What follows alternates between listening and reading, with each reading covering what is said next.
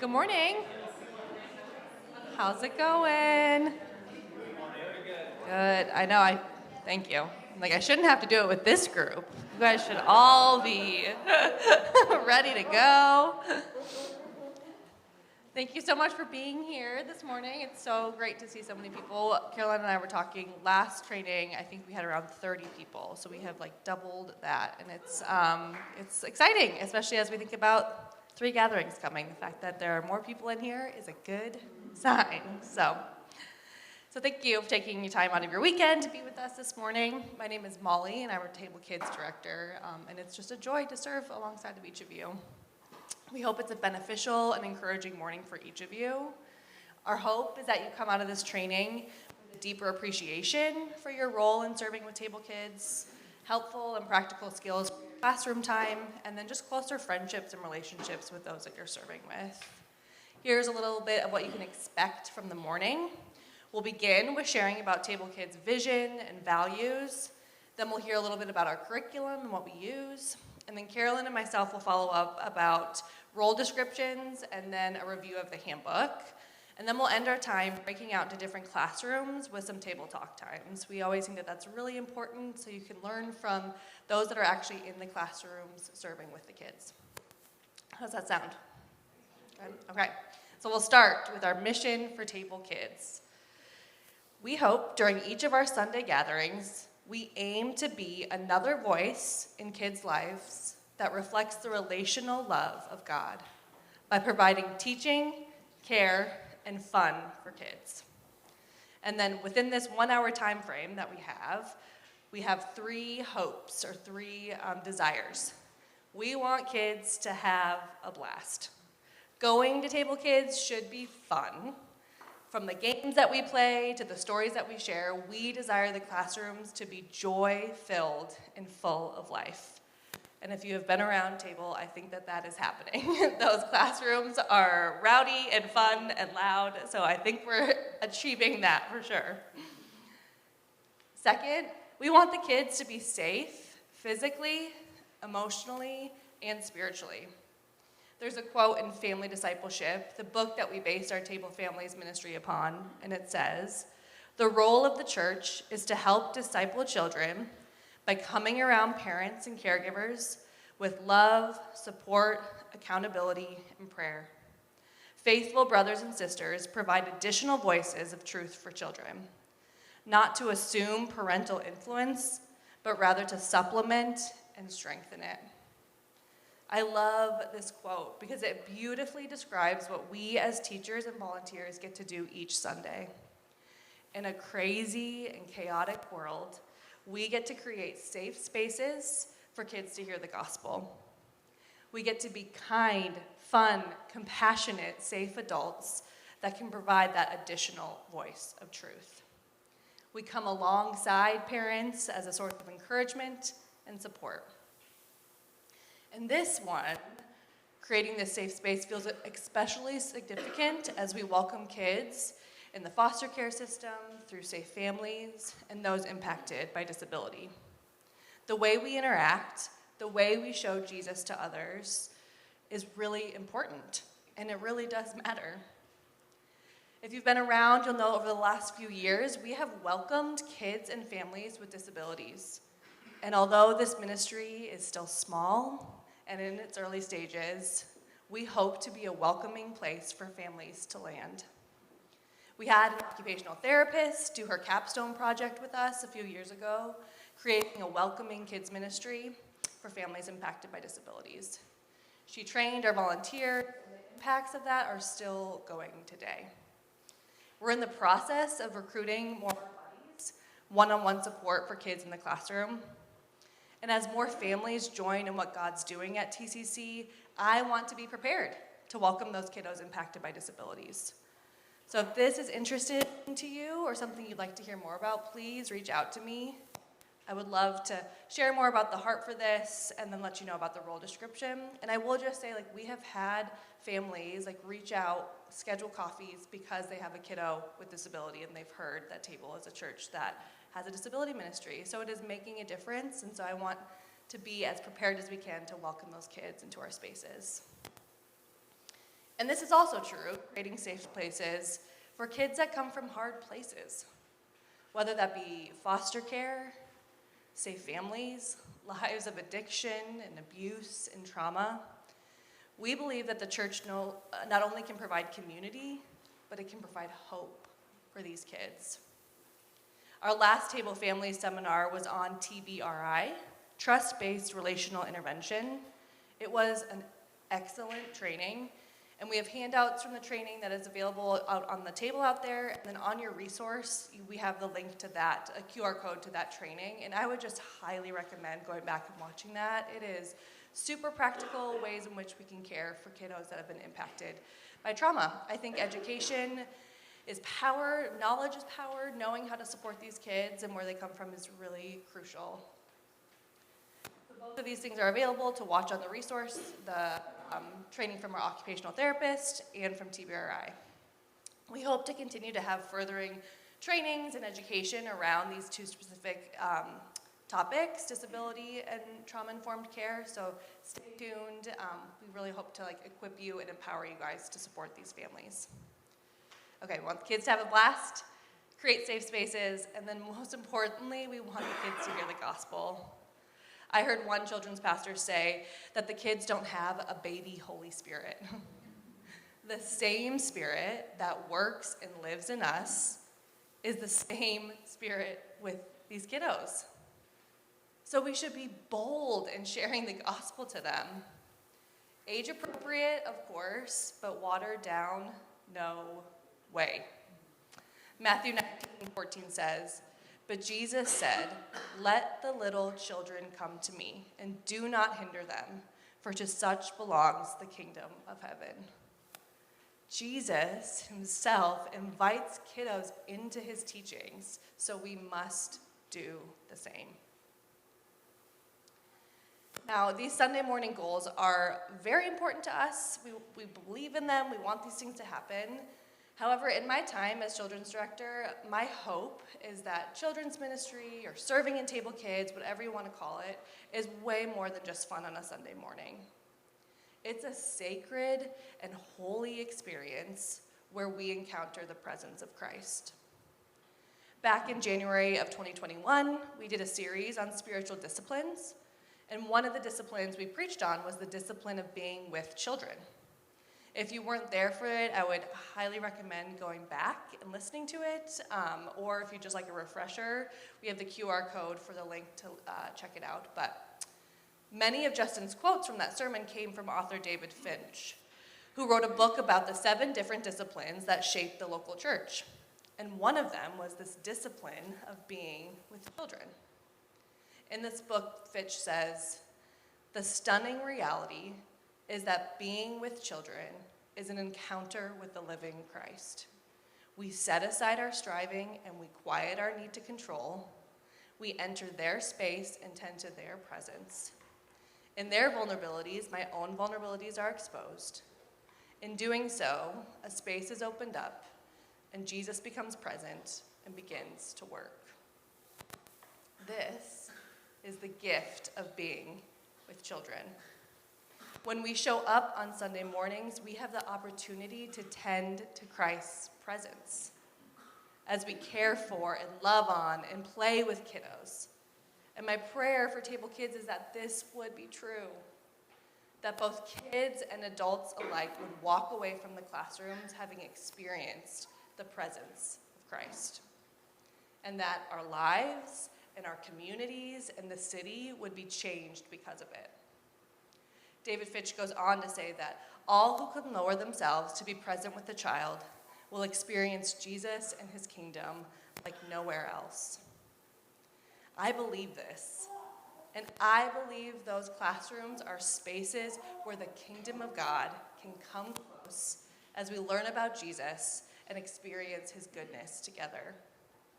I'm so proud and grateful to be a part of a church that sees children as an integral part of the community.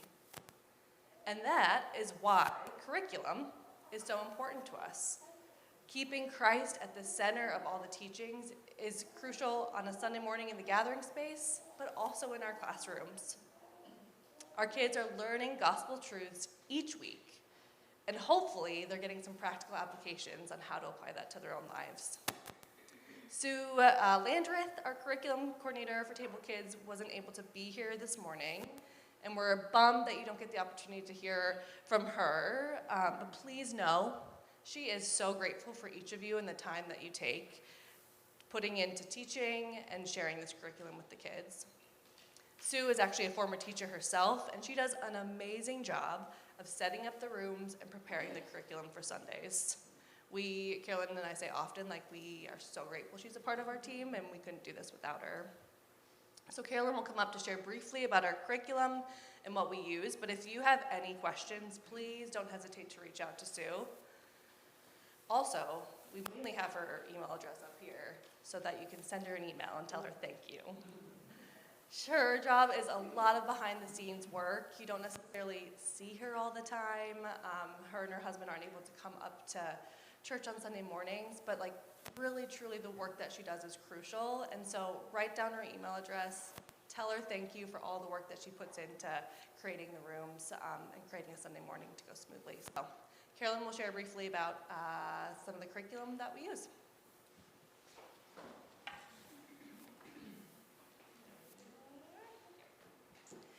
Thank you, Molly. My name is Carolyn. I've met most of you. For those I haven't met yet who are just jumping in, I'm really excited to meet you, to chat with you more about serving with Table Kids and what that looks like really tangibly on a Sunday. And that's why y'all are here, for that really tangible and focused time. So really glad that you're here. As we focus on curriculum, Molly set that up really well. We currently use 2 different sets of curriculum for our classrooms. Those that serve in the younger and older elementary classrooms use the Gospel Project, and our preschool kinder classes use HeartShaper. So each of these curriculum sets have enough lesson content in them to cover probably a 2 to 3 hour class on a Sunday morning. If you've taught in those, you've seen they are full. It can be a lot. So one of the ways that Sue Landreth helps these gospel-centered lessons fit into our 70-minute time is by breaking them down each week into the most important parts: the activity, coloring page time, worship time, time spent memorizing our unit verse, using creative games and strategies, devotional time, and discussion, that really crux point of our Sunday mornings. And then for our elementary classes, we focus on a so what moment. So behind you'll see one of our, this is for our elementary class, a way that she has taken a thick packet, about 16 pages of lesson material, and brings it to a place that we can be a little more accessible. So more about that in a second. Supplies are provided and set up for teachers every Sunday, so you're not required to bring in anything extra unless you have something that you think the kids would love, or that you'd like to engage the kids in a different way. But the lesson supplies are there for those that may not have the extra time. For our elementary classes, you see the breakdown up here, where Sue takes the most important pieces of the big curriculum packet, lays it out for ease for you. So we miss having Sue here today, but I really wanted to share something that she said in our last training this last February. She said, "We are fortunate that there are volunteers that are able to spend time studying the lessons and planning ahead. But there are also volunteers who are not able to do that. So my goal in preparing the lessons and craft samples is that a teacher can walk into a classroom and be able to follow the lesson, even if they haven't had a chance to spend time preparing ahead of a Sunday. I want to make the lessons as accessible to volunteers as possible. I don't want to let a person's level of experience or lack of time to prepare to keep them from feeling like they can't volunteer with Table Kids." That I loved so hard. It really speaks to her heart and what she does with the curriculum coordination and what that ultimate goal is for you guys on a Sunday morning. So you can see the example of the lesson sheet that helps the elementary classes in teaching accessibility. This format was originally shared by Sue Burson, who's another one of our volunteers unable to make it today. But she has also taught kids ministry in years past, and it was something that really helped her. So she brought that idea for us to use here, and we've been keeping it up, and it's been great. I will say, I am one of the teachers that has jumped in on a Sunday morning when we've had someone call out sick, or there's been some, you've seen the schedule, it looks a little bit like Tetris. It ends up, so I will have jumped into a classroom without prior preparation, and I was able to sit down, talk to the kids, cover all of the basic, not the basic because they're really impactful, but all of the necessary parts to that classroom time because of the organization. So use it, use what the classrooms have, and it's there for you. Our Tots and Toddlers classes have music. There's those that serve with the babies are encouraged to use the music available to pray for the babies while you're hanging out with them, to speak words of encouragement over them, just to love on them with your physical arms and your quiet, calm presence, even when those babies sometimes are not super calm. But they benefit so much from you. Our toddler class has gone through some curriculum phases as we continue to find helpful resources. That age gap is about 18 months to almost 3 years. So developmentally, it's a pretty wide gap to find a really solid curriculum that can help engage and bring in all of those non-talkers and also talkers, and just kind of meeting them where they're at. So at this time, we have a really great toddler Bible, coloring sheets that go along with the story, craft snack for that age group to bring them into a circle and allow them time to sit and engage with each other, and then hear the story and hear the scripture from you. And as we look forward to this third gathering, we are really excited to see how much more focus we can spend on conversation and discipleship across the classrooms as the class sizes come down a bit. That's the hope and dream, and these conversations can go up. So if you have any questions regarding curriculum, Sunday morning setup, reach out to Sue, and she would be glad to hear from you. And like Molly said, reach out to her anyway and just tell her thank you, because she's killing it. I know. Yes, so that's where I have been at as far as how using the systems that she has created and provided. And I have 3 kids of my own smattered throughout these classroom spaces, so it's really fun for me. Not only do I get to help facilitate this team and facilitate what happens here on a Sunday morning, but I also get to see and hear the tangible fruits of what you all are doing in classrooms. Right out of my kids' mouths. They bring it home every week. So right when you think that the kids in your class might have a divided focus, you think they might be a little extra wiggly that Sunday, anything else that might keep them from really hearing what you're saying, just know that they're bringing it home and you're planting seeds with everything that you're saying, the conversations that you're having. It's so impactful, and the kids are going to bring that home. The crafts that they bring home, my girl loves the crafts. She's in the younger elementary class, and she brings them home and says, "Mom, we talked about this." And it just wraps it all the way around. So you all here, we're spread across this space today, which just makes my heart sing. Thank you for being here, because you guys are the reason why any of this works. And I will say that with as much truth as I can. So the greater vision of Table Kids, the curriculum and crafts that we use, you're the vessel of the Holy Spirit communication of the gospel story to the little ears and the hearts that come here every Sunday. Whether you're dissecting the big idea or the so what moment with the elementary classrooms, you're the arms that are providing comfort for the littlest ones. You're that messenger of God's tangible love for these Table Kids. So thank you for being here. Thanks for sharing your big gifts in this huge way. It's very impactful. So while I'm up here, I'm going to transition us over to some handbook time.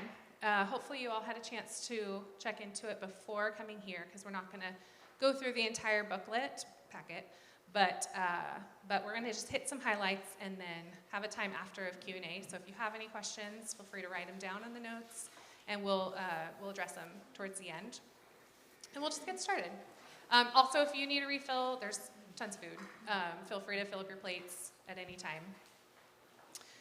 If you have been around TCC for a while, you'll see some familiar notes in this handbook. You've probably read it a couple of times. It's kind of a working document. As we do and we learn and we grow, we make changes to better serve our classroom spaces and better serve your volunteer time. So some of those updates here and there we're going to talk about as we continue to grow. And grow, we're going to grow.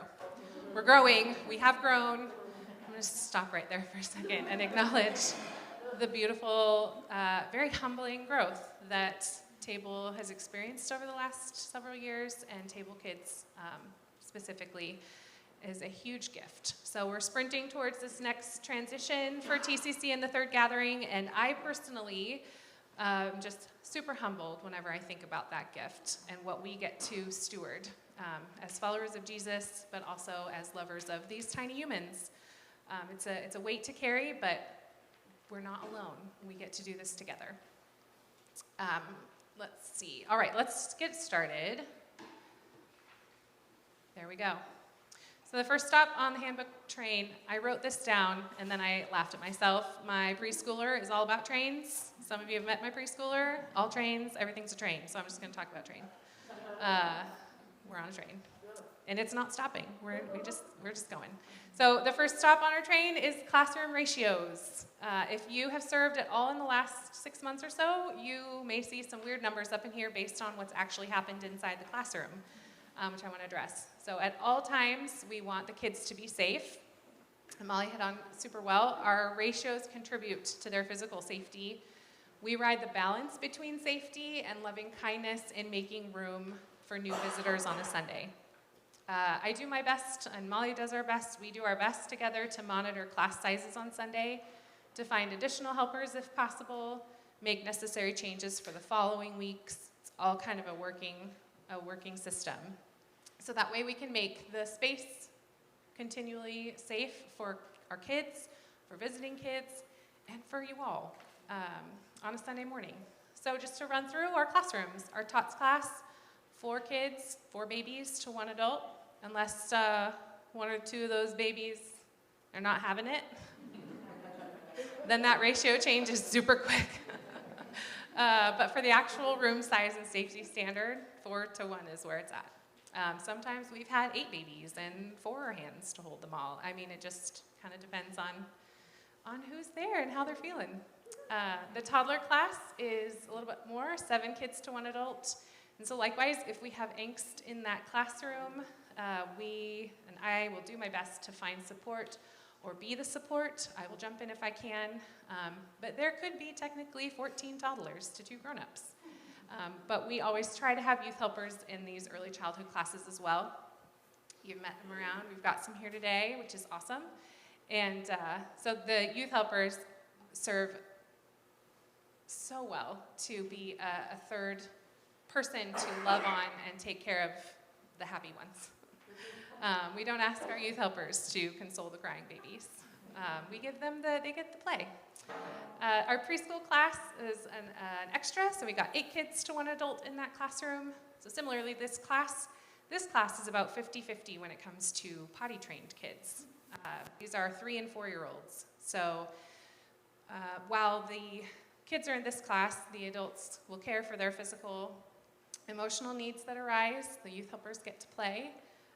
And then the teachers will also bring the lessons to life. Our kinder class is 10 kids to 1 adult. And for those that have served in the kinder class over the last summer, this last summer, you'll notice that the class is a little more mellow than it was before we did our promotion Sunday. We had more kindergartners graduate up to younger elementary than we did preschoolers coming in. So right now the kinders is our mellower class. But that changes on a dime, and we've already grown since promotion Sunday in that class because of visiting families and making space. So I like to think that I know who's coming on a Sunday. I know we've talked about this. I don't know. I just love being able to see who's here, and it makes it kind of a joy and a challenge to do it with you and to make it safe for our kids.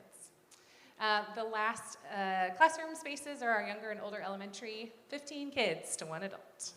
If you've served in either of these rooms, you might raise your eyebrows at the thought of having 30 kids with 2 grown-ups in those spaces. But We have hit that mark a couple of times, in our younger class especially.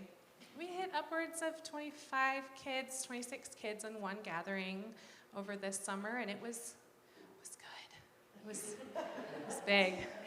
And the teachers were phenomenal at focusing on that care and support, but also getting through the lesson and bringing the kids all the way around. I know, Josh, you've had a good amount of kids in that older elementary class when you've flown solo. But while the ratios are important, my goal here is to support the classroom with the amount of helpers that makes sense, not necessarily cutting a hard line with there's only 2 adults for 30 children. We'll bring in more as the needs arise. But with this third gathering coming, the hope and dream is that they will start to stretch across that third gathering and then bring a little bit more peace into the classrooms. And as Molly talked about earlier, we really want to be the safe and welcoming place for kids coming from hard places, families impacted by disabilities, and you'll see the ratios shift as some classes add buddies, and then the extra support on a given Sunday. So, all right, the next stop on the handbook train is our restroom policy. So, the biggest notes and reminders for the restroom policy, whether you've served with Table Kids for a while or this is the first time you're reading it or hearing about it, the tots and toddlers and preschool classes down the end of that hallway in our early childhood side, the adult females in our classes are the ones that get to take care of the diapers and the bathroom breaks and those things. If you are a gentleman and you're serving in those younger childhood classes, you don't have to worry about it.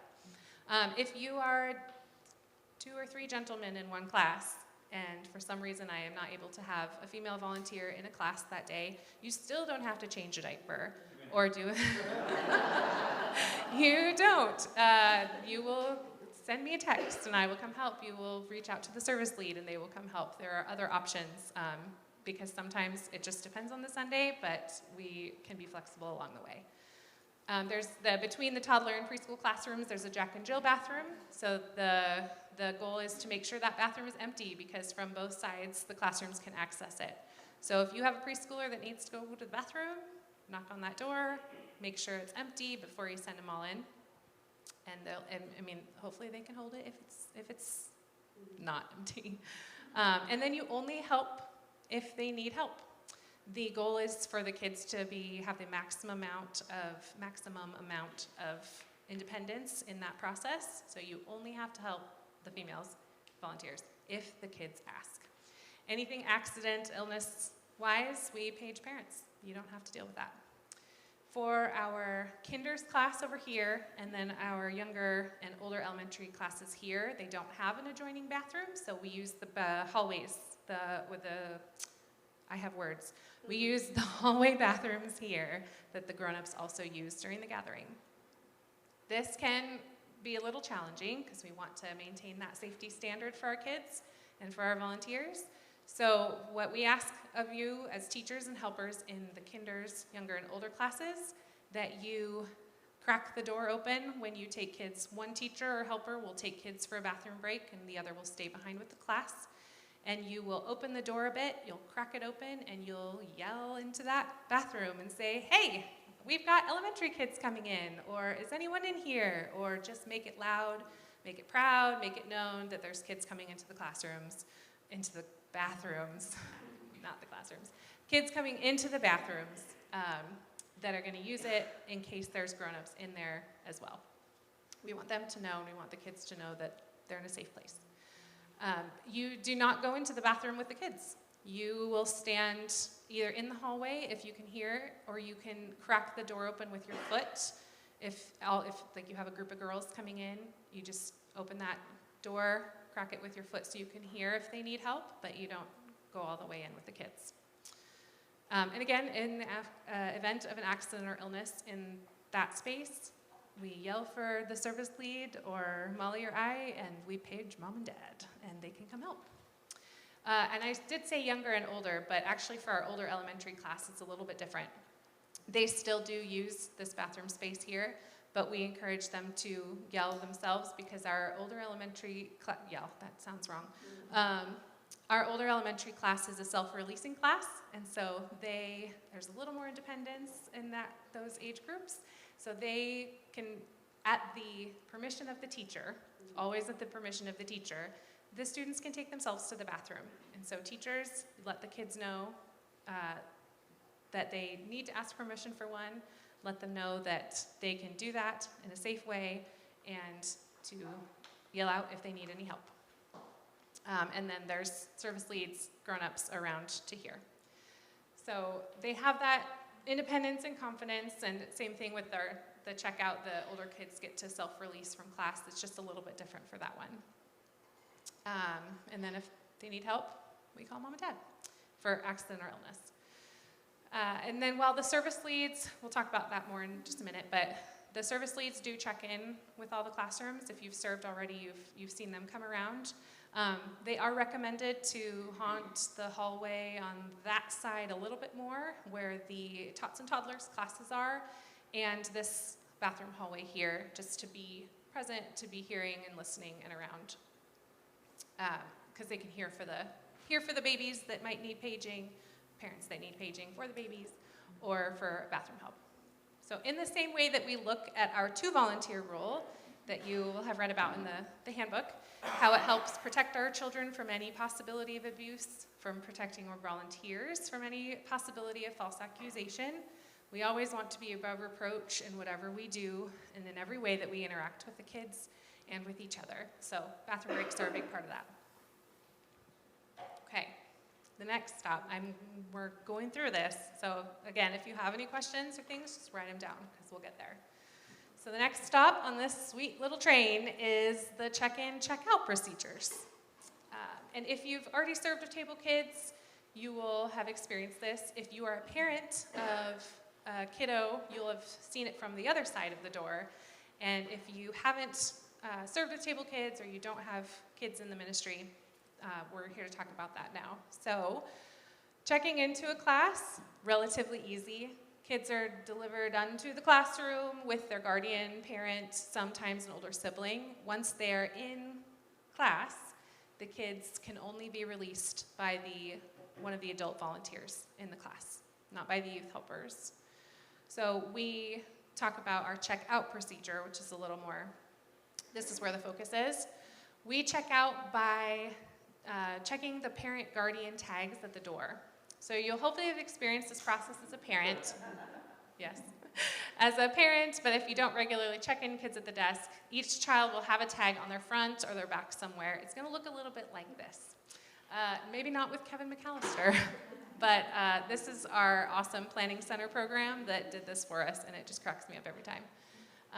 But this is technically a diaper bag tag, but it has the same information that a kid's back tag will have.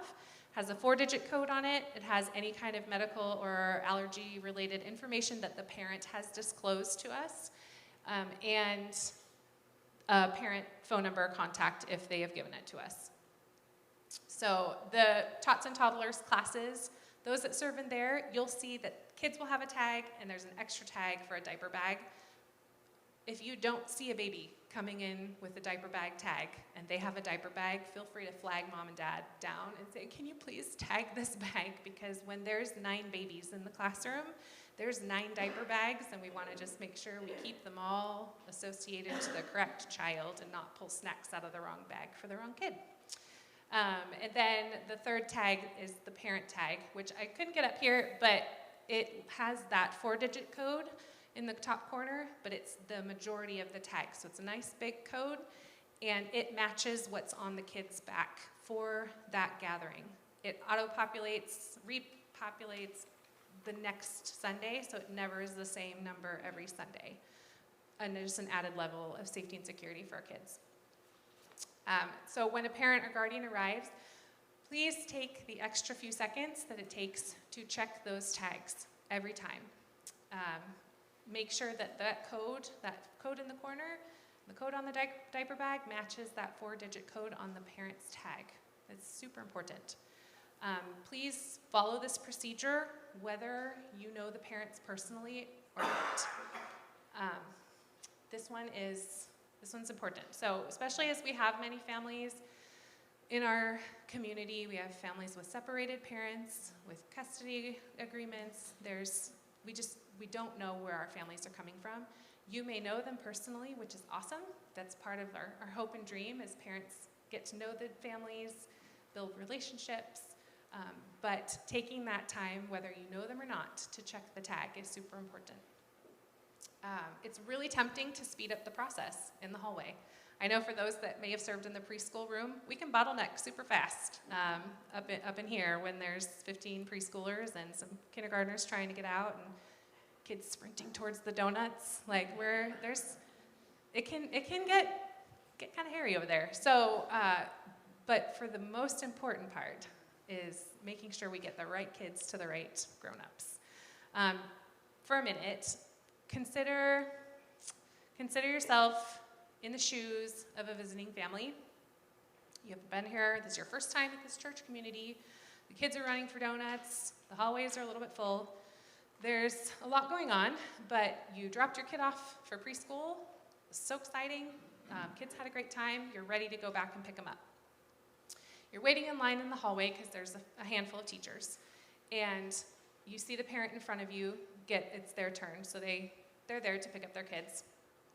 And the teacher greets them by name. They call their kids over and release that child to the class. You don't see anything about a tag. You just see parent at the door, child going in, parents leaving with their kids. And then you come up to the door, and the teacher greets you super kindly and asks you for your child's name because they haven't learned the names and families yet because this is your first Sunday. And they ask to see your tag. And you wonder, why did I get carded at this store? That family didn't get carded. What is that about me? Like, there's might be a disconnect. So for the sake of consistency, for the consistency of safety, please make sure to check all parent tags, and whether you know them or not. Parents really, I know as a parent, I love getting my tag checked. And if you've seen my husband on a Sunday with our kids, check his tag. He wants his tag to be checked, and he wants to know that his kids are being safely cared for in the classroom and released correctly.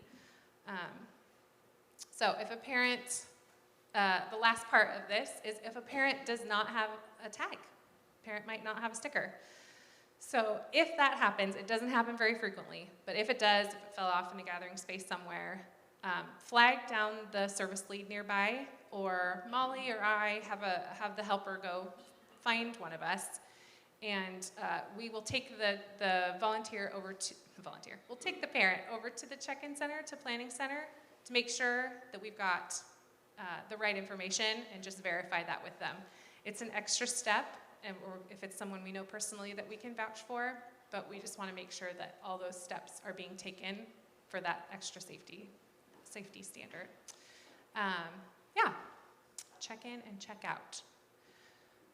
Okay, the last of our handbook train, the caboose, if you will, is our accident report process, and a little more about our service lead team. This has come up more in the last year. We've had to do a few accident reports, so I wanted to cover this briefly. I'll start with our service lead team because they're the ones that will facilitate this process. Our service lead team supports the classroom volunteers during a gathering. You will see them walking and checking in. They will introduce themselves to you, and they will ask you if you need any supplies. They will refill your water pitchers. They are present and there to help you during the gathering. Paging parents, hallway supervision for bathroom breaks, as we talked about before. That can help track down first aid supplies if needed, if there's nothing in the classroom. They also will take an accurate head count during the gathering of what's going on in your class.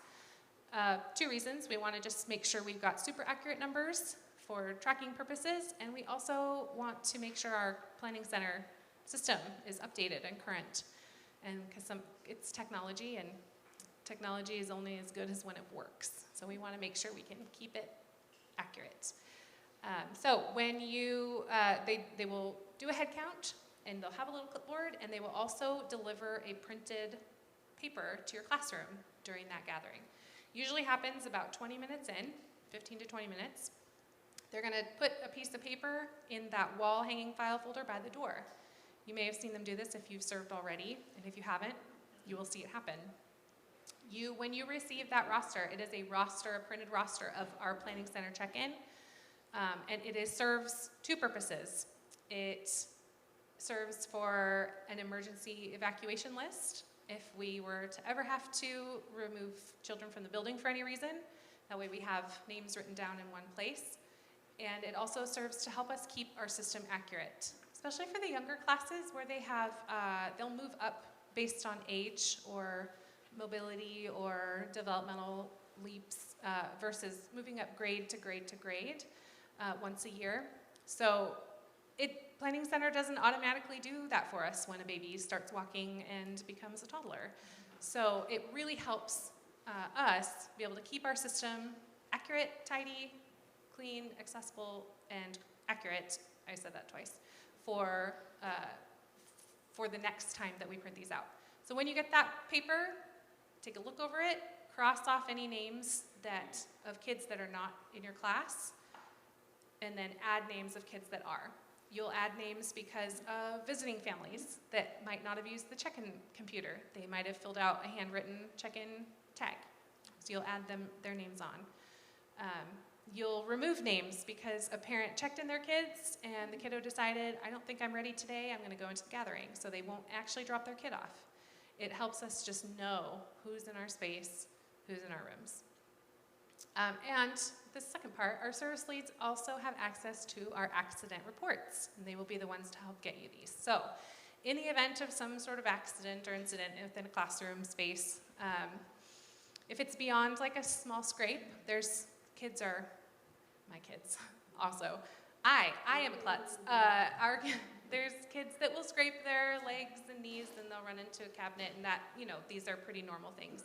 But if it escalates to blood, if there's a head injury, something that's a next level accident related situation, you can flag that service lead and we need to fill out an accident report for it. So you can see an example of what these look like. The service lead will get it for us, and the teachers, you will fill out that report, we'll page the parent and have them come so they know exactly what happened in the class and why, and the parent will sign it. And we've had to do this a few times, and it's just doing our due diligence to make sure that, that it's for your benefit as well behind the door. And so the parents, everyone is on the same page all the time. Okay. We have come to Q&A time. So I would love to hear from you guys. It was a lot. I had a lot of words. And if you wrote down any good questions, if you have any thing about what you've read, anything of what you've read in the handbook that maybe I didn't cover, that Molly and I can help address, this is the time. So feel free to, you can rate Barbara, yes. I had a number of kids out of town came in, they did not check in. Oh, And he had no name tag or anything. What am I supposed to do? Send him out? that's a good question. So her question was that a kiddo came, a visiting family, but he didn't have a tag for some reason, either missed check-in or maybe the tag fell off at some point. He was new. New, yep. Visiting from out of town, And he just didn't have a tag. they didn't have a tag, they didn't check in. Okay, so at that, it's a good question.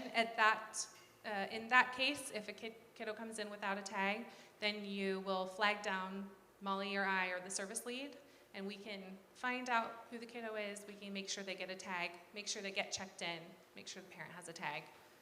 Thank you. Yeah. Anyone else? Trisha. I have a question about emergencies. Yes. I apologize, I did not look at the handbook before this. You're good. It might be in there, but things like fire drills or fire situation, I've kind of thought about that, with toddlers, and you have, Yes. 14 toddlers, and Yeah. just equipment for an evacuation, just wondering about that. And then secondly, if there ever were a situation of violence, Hmm. of just do the doors lock and where, kind of just having guidance, where do we gather? Mm. Probably in the bathroom, but Yeah. those kind of things of just if we could practice or just really know and inform families Yes. kind of like where to meet and stuff like that. Yes, those really good questions and things that you're bringing up. What's currently in the classroom right now is minimal. And I know Molly and I are working with Adam Crowell on, as he's building safety and security team, and we're working on that specifically because there's not a lot there right at this minute. As far as policy, procedure, and like an action plan. So what's in the classroom right now is we do have emergency, the map, thank you, the evacuation route is posted by the doors. So next time you're in a classroom, look around those doors and see what's there, because it will show you in the event of an emergency which door your classroom would go out of. So, but as far as equipment and things like that, Molly, do you have any notes? It will be, like if that does happen, the parents will not be allowed to come get kids. And so that will be communicated from here if they're required. The teachers will take kids out, and depending on where it is, they will find their kids outside. So we don't want to have a bunch of families trying to run into the hallways to grab their kids. So it's teachers' responsibilities to get kids out the door. So it'd be like a road for toddlers, Yeah. or like a wagon, or Yep. that's like trying to imagine. Yeah, Mhm. the baby room has, like, you have regulation, you have to have a crib on wheels, so there's a pack and play in the baby room, that can be rolled out. Yeah, just throw them all in, a little, and then just like send them out. See out there. So there's that, and then, yeah, that's great, if you're getting the ropes, for sure, yeah. Yeah, thank you for that. I'm gonna write it down on my notes section that's in the, And I do believe that all of the doors lock, all of they should, the classroom doors lock, yeah. yeah, they should. Don't lock them if they're not an emergency. Yeah. But With, with that note on the locked doors, just jumping back to our bathroom when we talked about our restroom policies and procedures, just a note that the Jack and Jill bathroom that between the toddler and preschool classrooms, that door does lock. And from the inside, and small hands can and will lock that door. They will lock themselves in. They have locked themselves in. I've had to go get keys and find keys to unlock that door. So just to keep that in mind when you're serving inside of those classrooms, more so than preschool. I don't think I've had any toddlers lock that door, but there's been some handsy preschoolers that get really excited and they just want to explore. I get it. So to make sure that that door stays unlocked for their safety in that time, but so you're aware, it does lock. Any other, Kat, did you have a question? Oh, it was just about the babies. Babies? Okay. Pack and play, out in front. Toss them right out. Yep. With love and care. Absolutely. Yes. Autumn. Just to piggyback off of the question with the violence, unfortunately, that's the day that you live in now. Yes. Is that procedure being worked on, like, as far as you mentioned, doors locking, like, lock in, lock out? Mm-hmm. Do you have any notes on that? No. Okay. I mean, I know that it's like the heart of, like, if you're at the ministry fair, we like are recruiting for like the safety and security team on a Sunday morning, so there would be like actual like people around like that. I mean, not like invisible like I'm safety, but Yeah. that there are people going, Yeah. and then whenever that's updated, we would get the table kids would get trained on their laws, like their procedures. Okay, So yeah, so it's in the works. it's in the works. In the works. Yeah, yeah. For sure. Yeah. There was Bree. Just to add to the evacuation, Yes. to take your roster with you. And Yes. to make sure that you have all the kids, and then as they get released, that we can account for this child got picked up by the parents. Yes. Yeah. So yes. Check out policy. Yep. Side. Yeah. Which is why when you get that paper, it's important to do it when you get it. So that way you can, for that reason, then there's no scrambling. Oliver?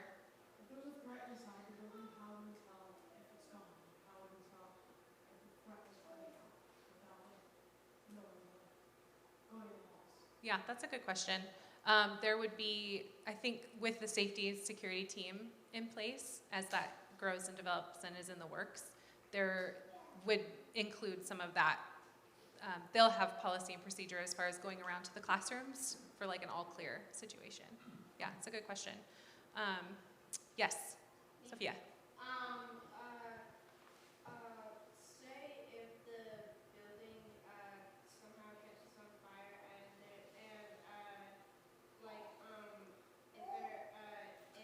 you evacuate all the children, and there's a child who does not have a name tag, and a parent wasn't inside that building or anywhere nearby, where would you go with that child?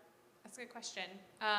If a kiddo in an emergency situation, we had to evacuate, if a kiddo didn't have a tag, I believe that kiddo would stay with you as the teacher until other kids are released to their parents, until some of it has de-escalated a bit, and then we can have the conversations needed with the parents of the right kids.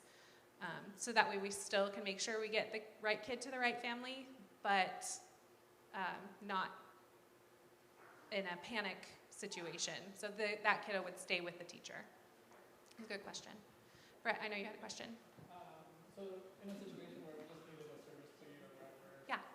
but you're not currently in that room, is it posted as like a text number for that, or what's the best way to communicate with the service lead? How do we know?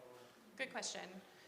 Because the service lead is one person, and sometimes they might be doing a head count or delivering rosters and not in your hallway, if you look out your door and you don't see them, you can feel free to send your helper to go find them and ask a question. So that way there's one grown-up in the classroom still, send your helper or even a youth helper if you have one. Say, can you go find Molly or find myself, find somebody that can help, and then if it's me, I can go help the service lead and support them too. It's a good question. Yes, Barb. Is it okay to send a youth helper as the accompanying to the bathroom, or does that need to be the adult? Needs to be the adult. Yeah, good question. Adults do all the bathroom breaks and diaper changes and all the good stuff. Yep.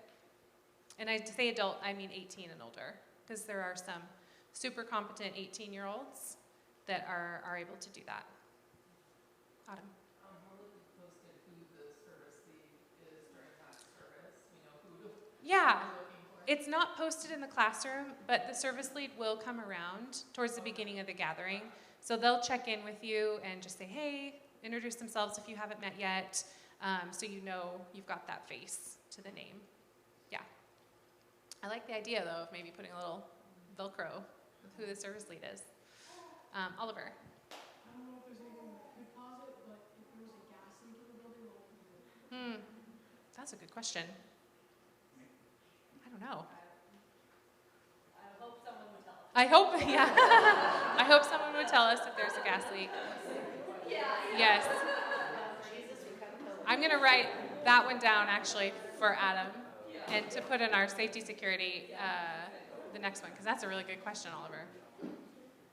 Yes. If there was a gas leak in the building, something that might not be detectable right away, what the next steps would be. We would have to follow the evacuation procedures in place and work at it from there. Barbara, did you have another? Well, just simple, the kid who said in an emergency, evacuating, they don't have a tag. If the parents are very insistent, or in my case, I like to hold the kids, so they have to release on their own. Do we let them go, or do we just hold on to them? You hold your kids. Yep, in the event of an emergency, that older elementary class, that's a really great question. Because of their self-release on a normal day, in the event of an emergency, the older elementary class would stay with the teachers. Yeah, in that time. Great question. Josh. So since the older elementary gets to self-dismiss, and that's a brand new thing for us, if they started with tots all the way to that, is there some communication that goes out to the families to let them know that that's the policy? I feel like a lot of families have been a little surprised to not find their children in the classroom when they get out of service. Yeah, that's a really great point. We have not had, for the fourth graders, incoming fourth graders. Right. Yeah, that's a really good note. I'm going to take note of that because we will put out communication for a promotion Sunday, and so that would be a really sweet thing to add as parents understand what's next for their kid for that next year.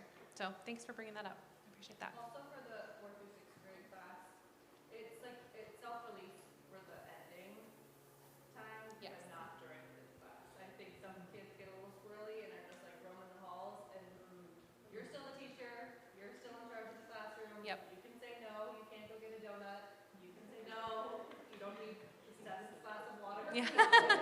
There, I think, it may have gotten a little loose in that classroom, and it's okay to like still have some structure around it. Josh can do a great job of that, but don't feel like because you said self-release, that means all the time. No, that's for the end of the gathering. Yeah.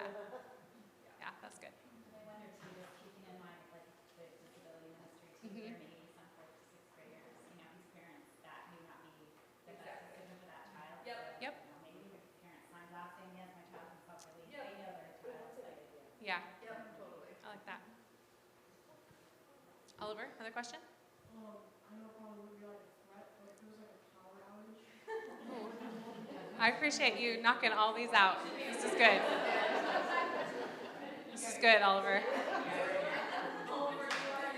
You are. We nominate Oliver to the safety. Yes. Yes, Adam has your number, Oliver. This is good. It's good though. It's good conversation around an area that is not fully built out. So this is really good. Jamie, did you have? I just had a question. So if, like I have a 5-year-old, and if I'm open to helping in other classrooms, probably younger, if he is wanting on the Sunday that I'm volunteering on the gathering that we're not attending as a family. Yeah. Is he able, and he's on a youth helper, but he mentioned he would want to come help in like Oh yeah. toddlers or tots. Yeah. So If he's, we've had majority of youth helpers be a little bit older, but if they're with you yeah. in the class, that's fine. Yeah. If they're able to be present, be playing. We've had kiddos younger than our 11, 12 youth helper age come in. Yeah. I think we could try it out and see how. I think sometimes it feels like it'll work, and And then might not, oh, yeah. Get into a new classroom and you're playing and more of a distraction, and so I think it's always worth a shot, and then just let us know if that was actually successful. Yeah. Yeah. It's good. Okay, I think what we'll do next, if you have any other questions about this, feel free to write them down and we can chat after or send me an email because this is really good discussion. And we'll need to move on. So the next deep dive, we'll pass back to Molly.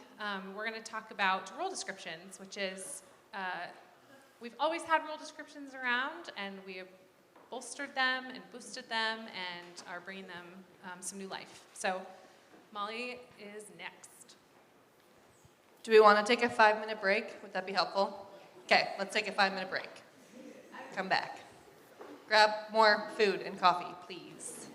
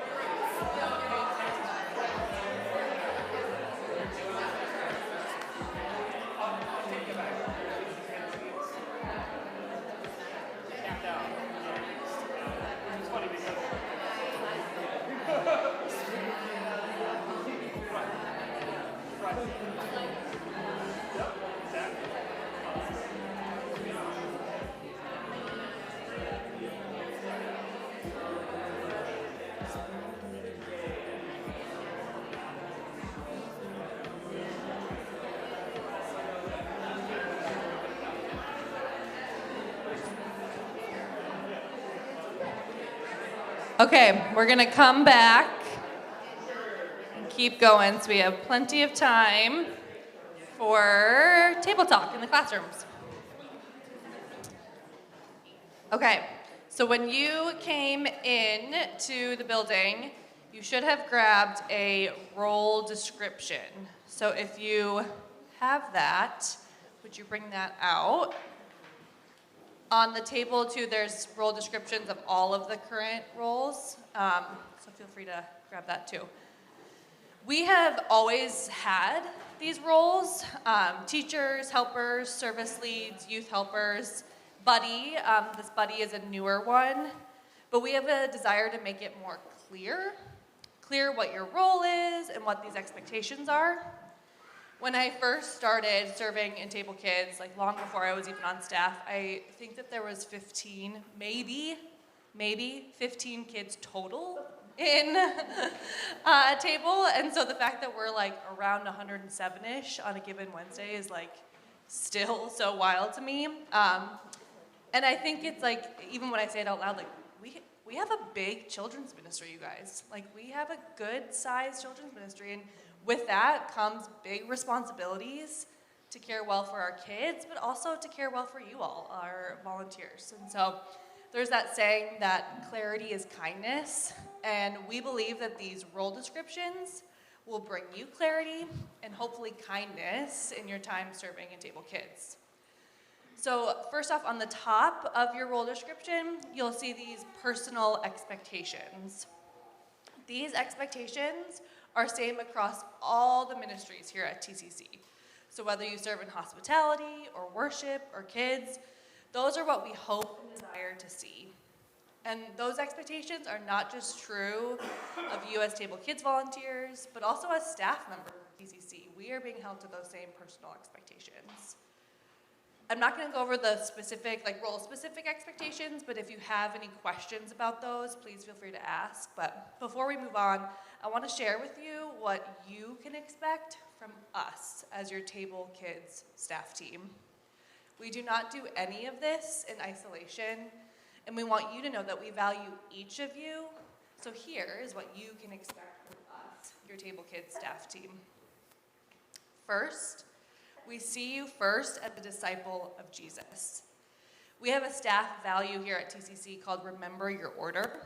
It says, you are first a disciple of Jesus, second a spouse if married, third a parent if applicable, and fourth a staff member of TCC. Don't get that order confused. Well, we believe this is true for you as Table Kids volunteers. You are first a disciple of Jesus, second, a spouse if married, third, a parent if applicable, and fourth, a Table Kids volunteer. So don't get that order confused. We believe and we value your discipleship to Jesus more than anything else. Second, we will be praying for you. Dependent prayer is a value for us at TCC, and we want you to know that we are committed to praying for you and for your families, for your jobs, for your time and working in Table Kids. Know that we'll be praying for you, and if you have things that we can be praying about specifically, please reach out to us. We care for you, we value you, we love you and your families, and we want to be praying for you. Third, hopefully, you'll receive timely responses from us. You can expect to hear from us in a timely manner, whether that be a question about curriculum, an incident in a classroom, or follow up on a Sunday morning. We will do our very best to get back to you quickly. We each have our own email addresses, so Molly, Sue, and Carolyn at tablecommunity.church, but then we also share a kids at tablecommunity.church, and we believe that getting back to you is important, so we will do that to the best of our abilities. And then lastly, opportunities to provide feedback. We recognize that you all are the ones that are in the classrooms, and we welcome feedback, insights, and all that from you guys. Now, I need to be honest, this does not mean that we have the capacity and the resources and the time to do everything, but we do care about your perspectives, and we do want to be safe places where we can provide honest feedback and helpful feedback. I mean, really, things that even just today, Josh saying, like, communicate this to the 4th grade teachers. Like, that's great. We wouldn't have thought to do that. And so it is important for us to hear how things are going in the classroom. So please feel free to share that with us. We are a team serving Table Kids and Table families together, and we want to maintain that unity. Sue, Carolyn, and myself are committed to these expectations. We're asking that everyone sign and date those role descriptions that you have. This will be something that we'll have renewed every single year. Carolyn will share a little bit more about the schedule and kind of the rhythms of volunteering in Table Kids. But before we do that, do you have any questions about the role descriptions? I have a question. It says that it needs to step down before July of 2024. Give a month's notice. Why July of 2024? Well, Carolyn will go over that a little bit, but we're gonna ask that everyone, when they're signing up to serve in Table Kids, that they're committing to a year, or a school year would be, it's kind of the rhythm of a lot of our ministries here, it's the rhythm of Table Youth. You will kind of re-up again in September, and then we would ask that you would commit through July, with August being parent serve, with you guys all having then August off. The heart really behind that is for consistency for our kiddos. I mean, having similar teachers in the classrooms are really important. And then I think you guys have all seen the schedule. Like, Carolyn is incredible. It is probably one of the hardest jobs is maintaining that crazy Table Kids schedule. So having that consistency for her sake is really important. And so we understand that life happens, and if you need to step down, we're not gonna like force you to show up, but just any sort of like heads up makes Carolyn's life a whole lot easier. So that's kind of the heart behind that. Great. So before you leave today, make sure you sign one of those and then just leave it on the table, and we'll gather all those up before we leave. Oh, yes. Melissa's not here. Yeah. So is that going to be like sent out via email, or should I do it her too? If you want it, if you have a spouse that's not here or a youth helper that's not here, if you wouldn't mind just taking one home and then bringing it back on Sunday or the next time we see it, that would be super helpful. Yeah, thank you. One more quick question. Can you tell us where there's the greatest need as far as what grade level, service lead versus helper versus teacher? Carolyn? I can connect with you about that later, because with the ministry fair that we had a couple Sundays ago, and volunteers getting in, and we had a handful moving into some set schedule spots. So I'm still kind of assessing it to see where we can do this. Thank you. And you can say like, I'm gonna be a teacher, yes. But if you're up for like being a service lead one week, we can get you trained. Like you're not like beholden to this like one role. There is flexibility in that too. Yeah. Awesome. Okay, Carolyn's gonna come talk about the crazy schedule.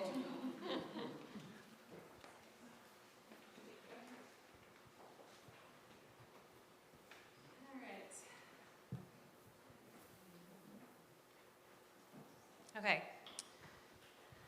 Hopefully by now, you have at least received an email from me if you haven't started serving yet with Table Kids, or if you have served with Table Kids in the past, you've received many, many, many emails from me. I try and link our schedule into every communication that goes out, just so it lands in your inbox and you don't have to go hunting and searching for it. You just go hunting and searching for the last email from Carolyn. But it's hopefully accessible. Also, until this Google Sheet runs out of life, it will maintain the same spreadsheet link. So it's not a different link that comes out with every spreadsheet. It is the same link. So hopefully that also helps if you wanted to save it into your desktop or if you wanted easy access. Like I said, until that Google spreadsheet runs out of room, because if you look at the hidden tabs, there's schedules from many years ago. So it's good. It's really fun to see where we've been in that sense, where we are now, and to look ahead of where we're going, which is kind of what I'm going to talk about now. So it's a lot of good info, a lot of info. So I hope that you're taking notes if you need, that you have questions ready for conversation later, or anything else that you need to be encouraged. I hope you feel encouraged and empowered and prepared to serve these kids on a Sunday morning, because it's coming for us. So in this thread of ministry expectations, our last couple of big updates involved the schedule and then the volunteer contact form, which you will hopefully have seen a link for. So you have the QR code for that info form, contact info form on the resources sheet at your table, and then make sure to snag one of those resources pages, the quarter sheet, take it home with you, because it's not just the contact info form, but it has all of the rest of our resources there. So take that and then make your way through those as you're able. So let's get to the schedule. So currently, you can see that behind me, our ministry operates with a collaborative scheduling model. Our schedule's interactive, so if you've logged in, you've seen it, you can put yourself into the openings, you can make those changes.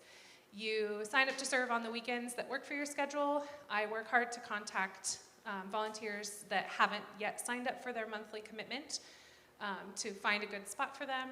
And we also have a growing number of teammates that are stepping into set schedules for every month. So every block that you'll see up here, it's a little hard to see, but you'll see some of the teacher assistant ones have a kind of a thick black border around them. That means that that spot is necessary to be filled for that Sunday morning.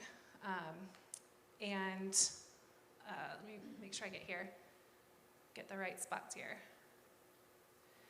That the thick border ones are necessary for our Sunday mornings, and then you'll see some underneath buddy, youth helper, assistant helper spots that don't have the black border around them, but they are also ready. If they're empty, they're ready to fill. So if there's a name in there that doesn't say YH, that means it's probably a buddy. It'll probably say B for buddy. If there's a name in that third spot that says YH, that means you have a youth helper for that gathering, which we love. We love our youth helpers. So you may also see a spot. I don't know if I was able to get an example of it here, but you'll see a name in the top spot. In that middle spot, you'll see 3 dashes, and then you'll see a youth helper name at the bottom. So you will see 2 volunteers on the schedule, but you'll see 1 grown-up and 1 youth helper. And what that means is that the 3 dashes means that that spot is not available for that Sunday. It means that that class has a grown-up and a super competent youth helper to support them during that gathering. And to take your time and check out the other spots that need filling, aside from that one. We talked about the 2 volunteer rule. There's some of our youth helpers that have been doing this for a long time, and they, in a smaller class size of 5-6 kids, they're ready to handle it, and we've got service leads on tap if the grown-up needs. But for the most part, we've got 2 adults and a youth helper in our classrooms. So our youth helpers are vital. They're an integral part of our youth team here at TCC, but also of our kids ministry. You'll see a handful on the schedule. You'll see youth helpers here in our room here, which I'm so glad you guys are here. And so if you see a youth helper in your spot in your Sunday, they are there, they're ready to serve, no matter what your class size is, and on that Sunday. It's about experience for the youth helpers and serving. It's providing opportunities for our youth to step into another world of caring for others and what that looks like, and saying yes to learning and growing in this different way. We value building relationships with the kids, and we also value building relationships with each other as a team who commit to serving together. So for those that have volunteered for many years, we have some in here that have been serving for many years, you'll remember back to having and communicating to each other with classroom teams, serving together, serving consistently with the same classroom time and gathering. There's some volunteers that do that now and some that choose their own spots every month. But serving, if you consider serving a consistent time, it helps create consistency. It builds trust with your team of volunteers, the person that you serve alongside. And you start building relationships with the families that you see every time that you serve. But for those that love to take on any classroom space, I know that there's many in here that love to bounce around and be a support to whichever openings are there. You're totally necessary to making this schedule run, because I love that there's consistency in our schedule for our teammates that need it, and I love and need the volunteers that are happy to fill in the gaps and do that. So there's room for all of it. So you might be the ones that see my name on your phone on a Saturday in a text saying, hey, friends, we need a little help tomorrow. Speaking of, last time I checked, I have an opening tomorrow for someone to hold babies at the 9 o'clock with Kat over there. So I don't think it's filled yet. You're here, and yeah, it's a blast. They are so happy. So good. Yes, but that's my plug for tomorrow. So the several is best. Just make sure I hit all my important parts here. And then the easiest way to jump on the schedule is to serve that set static Sunday. If you find the rhythm that works for your schedule, whether it's the first Sunday of the month in the kinder class, at the 8 a.m. gathering, I'm here to help make that schedule happen. The volunteers that serve, it's worth noting that the ones that serve us at schedule are placed on the schedule first as I write them out. So right now our schedule's up through Advent, and once I start working on the January, February, March-ish rotations, everyone who's signed up for that static rotation will get placed first. So you've got your spot every month, and you can count on that consistency. Up until Advent, it's a little dicey since we've got volunteers signing up here and there as they're able, but after that especially, that consistency will remain. So if you're interested in that and you don't have that yet, let me know. And then if you haven't yet, you'll see it up there, but the format for this October and beyond into the launch of Third Gathering World is a little different than the September schedule looks. In the past, we've had 2 columns. We've had a 9 a.m. gathering column, and we've had a 10:30 gathering side, and so one by gathering. But I was looking at that for the third gathering, and it hurt my soul to add another whole set of columns to the right of that 10:30. I couldn't do it. So I was like, I can't do it. I don't want you guys to have to flip through such a wide spreadsheet. So with that, I switched it up, And we're doing it by Sunday. So you'll see October 1, and then 8, 9:30, 11 under October 1. October 8, oh, that's a lie, because we don't start our third gathering until October 15. So, yeah, you'll see October 15, 8, 9:30, and 11. October 22, 8, 9:30, and 11. So that way it's all grouped under one Sunday. So when you do sign yourselves up to serve, just note that you're looking at the date and you're looking at the gathering time and you're looking at your spot to when you put it on your personal calendar. So this here was a lot. It felt a little selfish. I don't like to feel selfish when I do things, but really bringing it to this was kind of about making it work better for me. So thank you for being flexible in that change. For those of which it applies that it's a big change. And then just a reminder too, when you do sign up for your spot, whether it's a static schedule or whether you will place yourself, make sure you mark it on your personal calendar so it doesn't get lost. I will continue sending out those weekly Wednesday reminders for those that haven't served yet. Every Wednesday, sometime between the time of 3 p.m. and I don't want to talk about it. Late o'clock. Depends on what's happening in my household at that day. But on Wednesday, you'll get an email that has information about your serving time that following Sunday. So where you're at in the schedule, the link to our curriculum, so you can review lessons and crafts and all that good stuff, and a link to the schedule, and then any notes about that particular Sunday that might be applicable. So the ultimate goal for serving in any ministry area, really, this is not just Table Kids. This is serving all over TCC and all over church ministry in general. To prioritize and build your schedules around your serving time.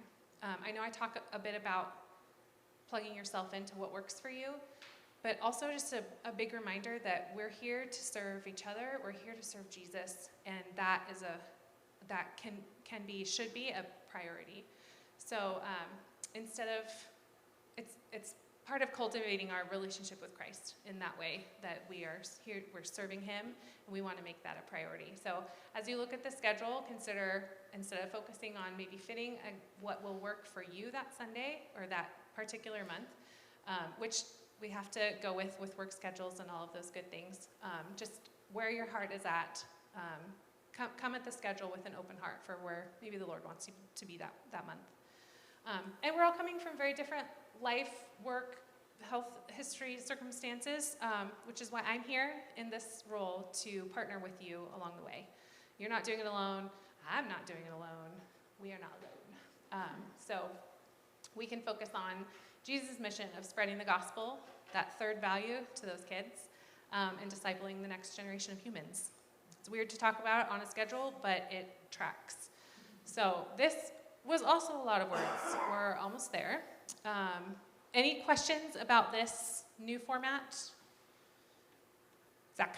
So when it comes to filling in spots, basically if it's not empty, we should just ignore it and look for empty spots. Look for empty spots. Whether it's like a name or the little dot dot dot, just ignore it. Yes. Okay. If there's a name there or if there's the dashes, it's filled. Yep. And then the last piece that I wanted to cover after the schedule is the volunteer contact info form. You've seen this from me in the newsletter, in an email. You have it on the QR code at the bottom of your resources page. For those that were here for our last training, I made an effort it was kind of starting the process to encourage volunteers to start this process.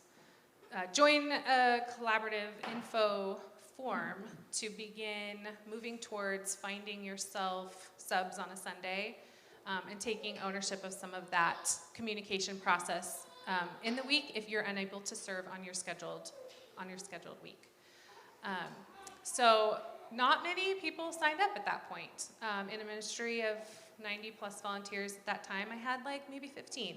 And I wasn't willing to publish a list of 15 volunteers for everyone to call, and those be the only people that people call for a sub. So I did not follow through with that at that time.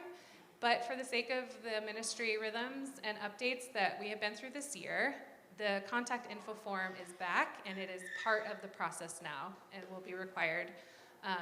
It's not required. You'll see on it that there's a spot to accept or not accept, and I will not publish your contact information if you choose to not do that.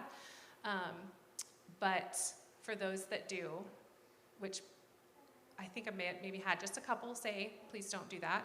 So the response thus far has been overwhelmingly positive, and I really appreciate that.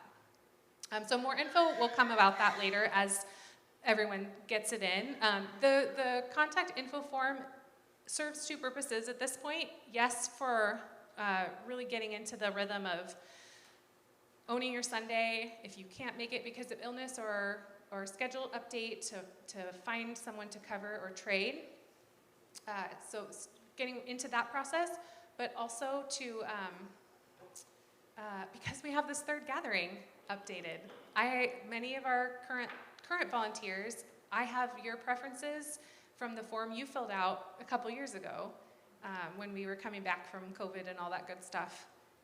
For the 9 and 10:30 gatherings, your preferences have changed. You've maybe served in different classrooms that you love, and I want to know what you're feeling now and what gatherings you prefer, because now we've got 3 on the horizon. I want to know if you don't want to wake up early to hang out with 4-year-olds. So I don't call you on a Saturday and say, will you hang out with 4-year-olds at the crack of dawn? Yes, Levi, it's going to be great. But yeah, so that form will help kind of round out that process. So it helps me know where you're at. And then so before you leave today, if you haven't already, I know many of you have already filled it out from the email. I'm just going to keep pushing it out there while we all get back into the swing of it. So info form required. I do need to know if you filled out an application for Table Kids after at the ministry fair. If you signed up at the ministry fair and you got an email from me, you don't need to fill out that contact info form if you don't want to, because I updated our application to include everything that was in there. So it would be an extra step. If you did, awesome. If you don't, but that's just for the people that signed up at the ministry fair and beyond. If you've filled out that first application before September 10, the info form is for you. And then our volunteer rhythms. So we say rhythm as a word to talk about the flow of something. So this last year, our Table Kids ministry has kind of gone through some ebbs and flows, and this year we've introduced some new things. One of those things was Parent Serve, which you either had seen from the front or experienced as a volunteer, or you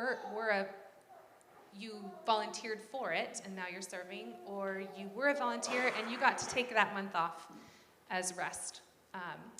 Parent Serve was something I had helped facilitate at a previous church ministry experience before having kids of my own, and it was so helpful and impactful to the volunteer team as just a really tangible way that our community could care for you in the process. For the amount of hours and time given for all the volunteers on a Sunday, to the kids, to the parents, it's hours. So for the parents and others in our community to be able to step into that section, into that month, it's just a really tangible way that they can say thank you to you. So I really hope that for those that were serving during the summer that got to take that month off, that you really felt that. And then for those that served during Parent Serve and you're here, thank you. Thank you for serving during Parent Serve and for answering the call and for participating. Is just a joy. It was a total blast. So with that, we'd like to continue the rhythm of, and Molly touched on it earlier, Stuart, with your question, as far as the rhythm of serving. It can be overwhelming to join a church ministry, and there's not, when you think, I don't like the term bait and switch, but I really want to avoid that feeling of when you join kids ministry, you're sucked in for life, you know?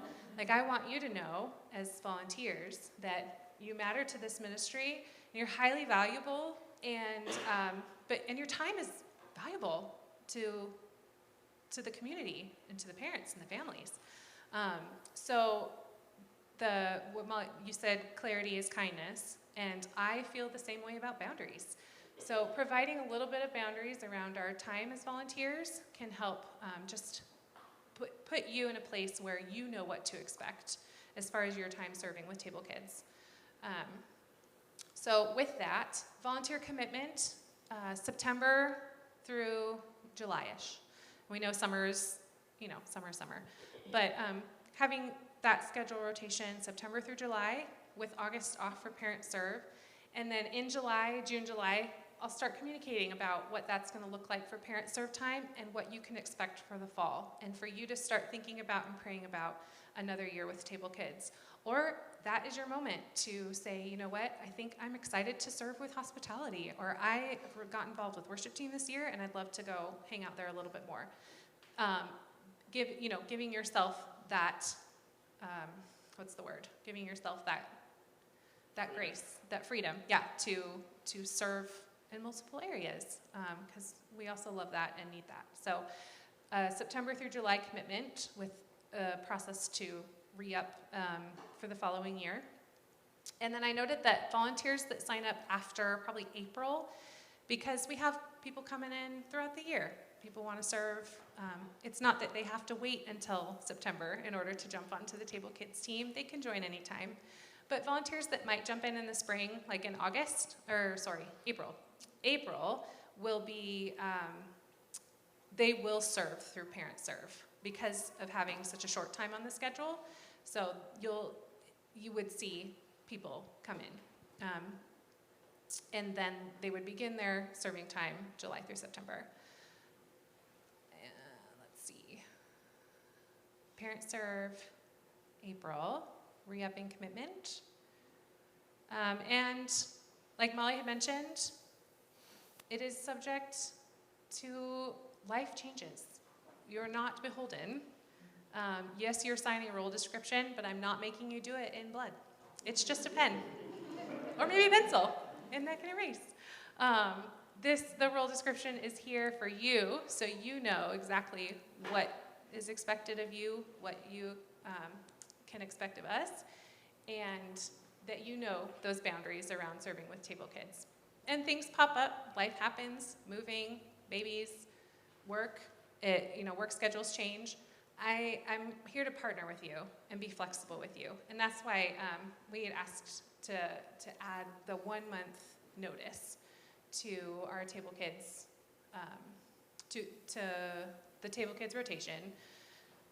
For my sake, again, it sounds selfish, it's weird, but to really help build in some of that ownership of your time and of my time and of our kids ministry, because you're so valuable on a Sunday that,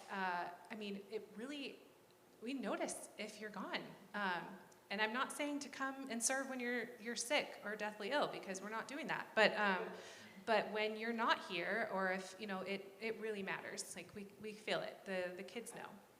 And so when you do come off schedule, if at all possible, if it's not an emergency, then give 1 month's notice. So just 1 rotations of serving notice. And that way I can work on finding coverage for you, for your spot ahead of time, because that spot is highly valuable. So that's another new part for Table Kids. Any questions around the updated role description, rhythm, process? Josh? I just want to make sure I'm understanding correctly. Yes. So because we can sign up so far in advance, 7, 8, 10 weeks, whatever, you're saying if it's more than 4 or 5 weeks out, so we need to make an adjustment, we can just go in and change that and say, well, actually I can't serve that Sunday. Yes. Without any contact to you. No. That's a really great question. I would prefer if you sign up ahead of time. Like I said, the spots that are open when a schedule is published, those are fair game to sign up for if you don't have a set schedule. If something happens 6 weeks down the line and your schedule changes, just let me know. You can totally take yourself off the schedule and then just send me a text, send me an email, catch me on a Sunday and just say, hey, I had to jump off that part, because I want to make sure that I know that it was you taking yourself off and not I accidentally deleted a cell or someone else accidentally hit delete on a cell, just because it's collaborative and because we all have access to editing it, if that makes sense. Thank you. It's good, Josh, bringing it. Any other questions? Brett? Maybe you said you're going to touch on this more, but the contact information, so say we do need to Yes. find someone to cover our shift. It's, yeah. Where would we find that information? So once I have the majority of our contact info set, I'm still getting those in. So in the next couple weeks, I'm going to stick them all into a spreadsheet, because you know I love spreadsheets and color-coordinated things. It will have the information needed. It'll have a phone number to call if you've provided a number. It'll have an email address. It'll have your communication preference. So if you want a text and you don't want an email, you write text. So a volunteer will look at that and say, I'm going to text them, and they'll have their number. And it'll have your preferences for your classrooms. So that way, if you're serving in toddlers and like, I can't be there this Sunday, you can go through that list, find the people on the list that say toddlers, and then contact them that way. You can also look at the schedule itself and find the Sunday that does work for you and see who's serving there, and maybe they'd be willing to trade with you. You know, there's that option too. You may make that change on the schedule, absolutely, and then just let me know that happened, just so I can track with you. Any other questions? Yes? What if you fall ill, like Saturday? Oh yeah, you let me know. Yep. I have my phone number listed in all the newsletters that go out, and if you don't have it now, I should have put it on the slide deck.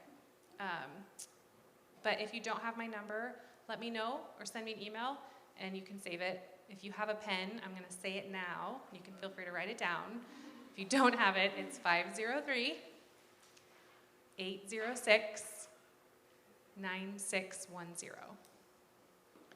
503-806-9610.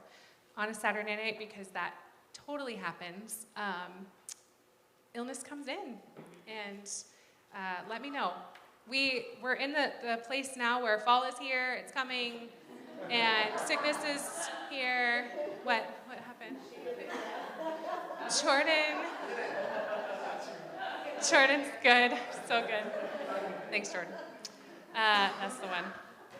And but fall is here, and sickness is coming, and all of our kids are coming in with sniffles and all sorts of plagues. You just don't know. We really do hope and ask our parents to not bring kids, and most our parents are really great about if we've got the illness of the vomits and things that are really, really, really spreadable. It's not. The parents will not bring their kids at that time. But if it's hard to delineate between an allergy, sniffle, and a cold.